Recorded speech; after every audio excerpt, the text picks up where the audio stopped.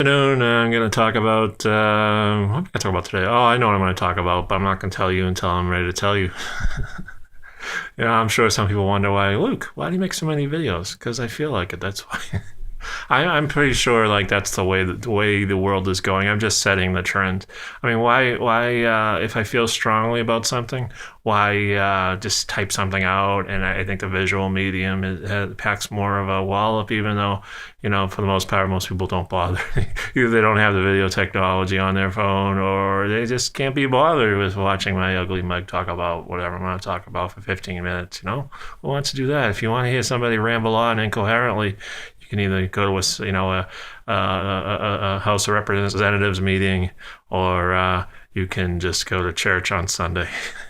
And who's going to do that, right? But anyway, I thought today I would talk about Memorial Day and what it's all about. And for most of my life, unfortunately, I really didn't care. I mean, I looked at I think a lot of people are guilty of this too. It's a 3-day weekend and barbecues. And when I was younger, I know we'd go down the Cape and party, or even around here. Just there was always something going on. And you would lose sight of the fact of what it's really all about. And what it really is all about is the sacrifices that our grandparents and great-grandparents made to make this country as great as it is. Now, a lot of people, you see on Facebook are always bitching about something every day. But the fact that we even have Facebook or YouTube or, a roof over our head, the freedom to bitch, that's the thing right there. The freedom to bitch is something that our parents, great-grandparents and great-great-great-grandparents, they all fought very hard for that. And they thought nothing of, laying their lives on the line to make the future generations, or what we have now, which is freedom. And, we came very close.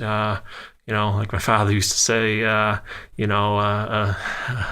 very close to all of us speaking German right now, and or even being alive to even experience oppression and all the things that the vast majority of the world experiences. Just and that's their everyday existence, is just extreme.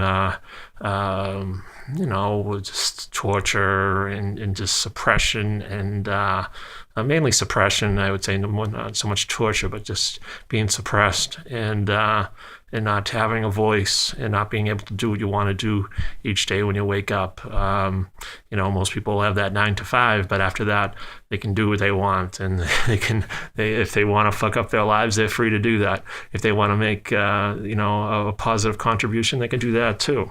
And that's a lot of that is actually all of it is thanks to what our grandparents and great-grandparents and great-great-great-grandparents did. And our generation, we don't have those wars. We've had the Iraq. A lot of our younger generations fought over, in my generation too, as a matter of fact.